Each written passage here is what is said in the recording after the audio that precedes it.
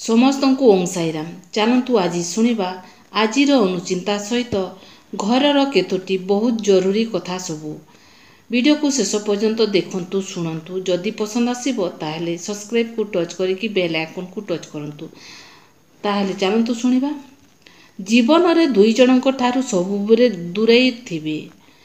ପ୍ରଥମେ ବ୍ୟସ୍ତ ରହୁଥିବା ବ୍ୟକ୍ତି, ଦ୍ୱିତୀୟରେ ଗର୍ବ କରୁଥିବା ବ୍ୟକ୍ତି। କାହିଁକିନା ବ୍ୟସ୍ତ ରହୁଥିବା ଲୋକ ନିଜ ଇଚ୍ଛାରେ କଥା ହେବ ଏବଂ ଗର୍ବ କରୁଥିବା ଲୋକ ନିଜ କାମ ପଡ଼ିଲେ କଥା ହେବ। ଅଜବ ଏ ଦୁନିଆ, ଯିଏ ସତ କଥା କହେ ସବୁବେଳେ ସେ ଶତ୍ରୁ ହୋଇଯାଏ, ଆଉ ଯିଏ ମିଛ କହେ, ମନ୍ଦ କଥା କହେ, ସେ ମିତ୍ର ହୋଇଯାଏ। ଖୁସି ପାଇଁ କାମ କଲେ ଖୁସି ହିଁ ମିଳିଥାଏ, କିନ୍ତୁ ଖୁସି ହୋଇ କାମ କଲେ ଖୁସି ଓ ସଫଳତା ଉଭୟ ମିଳିଥାଏ। ନିଶ ଦାଢ଼ି ଉଠିଗଲେ କେହି ମଣିଷରେ ଗଣନା ହୁଅନ୍ତି ନାହିଁ। ବୋଦାର ନିଶ ଦାଢ଼ି ଅଛି। କାହାର ଲାଙ୍ଗୁଡ଼ ଥିଲେ ବାଘ ହୋଇଯିବ ନାହିଁ। ବିଲେଇର ବାଘ ପରି ନିଶ ଓ ଲାଙ୍ଗୁଡ଼ ଅଛି। ଅସରପାର ଡେଣା ଥିଲେ ତାକୁ ପକ୍ଷୀ କୁହାଯିବ ନାହିଁ। ଛେଳି ମେଣ୍ଢା ବି କ୍ଷୀର ଦିଅନ୍ତି, କିନ୍ତୁ ତାଙ୍କ କ୍ଷୀର ଦେବ ପୂଜାରେ ଲାଗି ନଥାଏ। ନିଜ ଔକାତଠୁ ଆଗକୁ ଯିବା ଅର୍ଥ ହେଉଛି ଲୋକ ହସିବେ। ମୃତ୍ୟୁ ତ ନିଶ୍ଚିତ ଅଟେ। ସାଥିରେ କିଛି ଯିବ ନାହିଁ। ଯେଉଁଠି ଶେଷ ସେଇଠି ଆରମ୍ଭ। ଯାହା କରିବ ତାହା ଏଠି ହିଁ ପାଇବ। ଯାହା ଅଛି ସେତିକିରେ ସନ୍ତୁଷ୍ଟ ରୁହ। ଭଗବାନ ଆମ ବିନା ବି ଭଗବାନ ଅଟନ୍ତି, କିନ୍ତୁ ଭଗବାନ ବିନା ଆମର ଅସ୍ତିତ୍ୱ ନାହିଁ। କରଜରେ ବୁଡ଼ିଥିବାର ଲକ୍ଷଣଗୁଡ଼ିକ ହେଉଛି ମଙ୍ଗଳବାର ଦିନ କାହାଠାରୁ କରଜ ନିଅନ୍ତୁ ନାହିଁ। କାହିଁକିନା ମଙ୍ଗଳବାର ଦିନ କରଜ ଆଣିଲେ ଜୀବନ ସାରା ଶୁଝି ହୋଇ ନଥାଏ।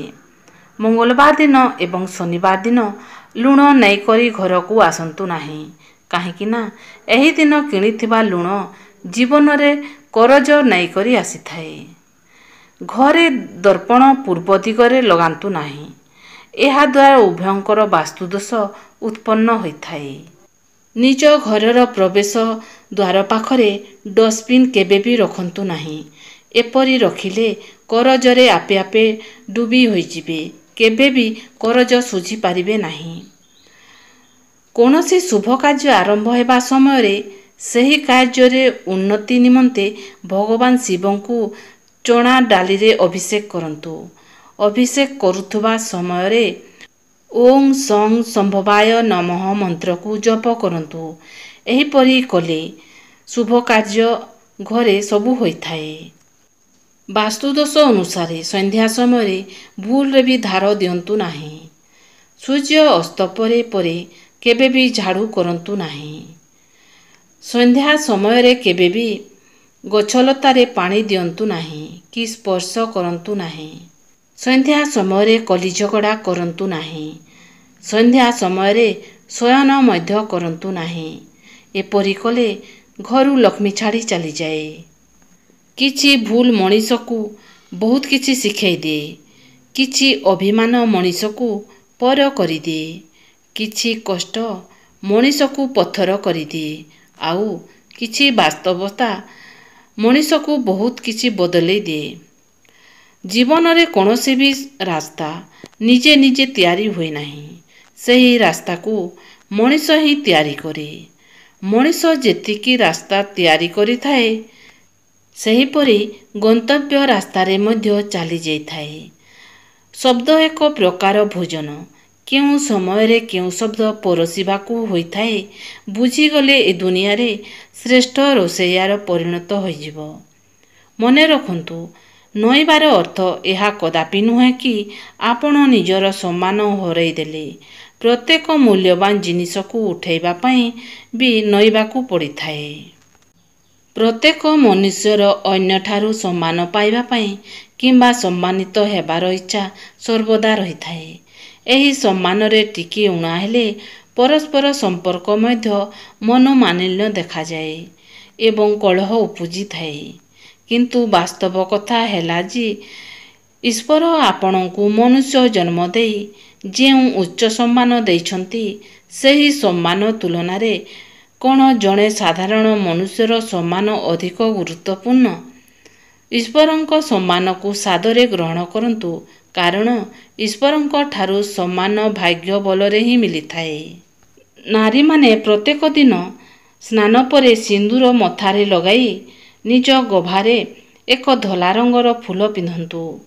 ଏପରି ପିନ୍ଧିଲେ ଅନେକ ଶୁଭଫଳ ପ୍ରାପ୍ତ ହୋଇଥାଏ।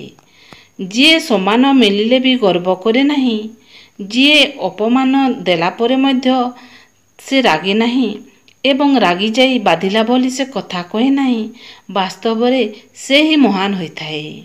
ଜଣେ ବିଜ୍ଞ ପିତା ନିଜ ପିଲାର ପ୍ରତ୍ୟେକ ଗତିବିଧିକୁ ଠିକ୍ ଭାବେ ଠହରାଇ ପାରିଥାଏ।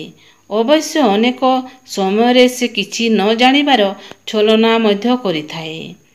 ଜୀବନରେ ସୁଖ ଶାନ୍ତିରେ ରହିବାକୁ ହେଲେ ଦୁଇଟି ଶକ୍ତିର ନିହାତି ଆବଶ୍ୟକ। ଗୋଟିଏ ହେଲା ସହିବା ଶକ୍ତି ଓ ଅନ୍ୟଟି ହେଲା ବୁଝିବା ଶକ୍ତି।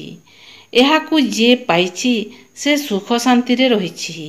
ଘରେ ଆପଣଙ୍କ ଠାକୁର ପୂଜା କରୁଛନ୍ତି ଯଦି, ତାହେଲେ ସମସ୍ତଙ୍କ ପ୍ରତି ସମ୍ମାନ ଦେବା ଏବଂ ବ୍ୟବହାର ଦେବା, ସମସ୍ତେ କିପରି ସୁଖରେ ରହିବେ ସେପରି ବରଦାନ ସବୁବେଳେ ମାଗନ୍ତୁ। ଦେଖିବେ, ଅନ୍ୟ ପାଇଁ ଯଦି ଭଗବାନଙ୍କ ଆଗରେ ଆଶୀର୍ବାଦ ମାଗିବେ, ତାହେଲେ ଭଗବାନଙ୍କ ପାଖରେ ତମ ନିଜ ପାଇଁ କିଛି ମାଗିବାକୁ ପଡ଼ିବନି। ଭଗବାନ ତମ ନିଜ ପାଇଁ ଆପେ ଆପେ ଆଶୀର୍ବାଦ ଦେଇଦେବେ। ଯଦି ଆଜିର ଭିଡ଼ିଓ ଆପଣମାନଙ୍କୁ ପସନ୍ଦ ଆସିଲା, ତାହେଲେ ସବସ୍କ୍ରାଇବ୍କୁ ଟଚ୍ କରିକି ବେଲ୍ ଆଇକନ୍କୁ ଟଚ୍ କରିଦିଅନ୍ତୁ, କାହିଁକିନା ଏହିପରି ଭିଡ଼ିଓ ସବୁ ଆପଣମାନଙ୍କ ପାଖକୁ ପହଞ୍ଚି ପାରିବ। ତାହେଲେ ରହୁଛି। ଓଁ ସାଇରାମ, ଜୟ ସାଇରାମ।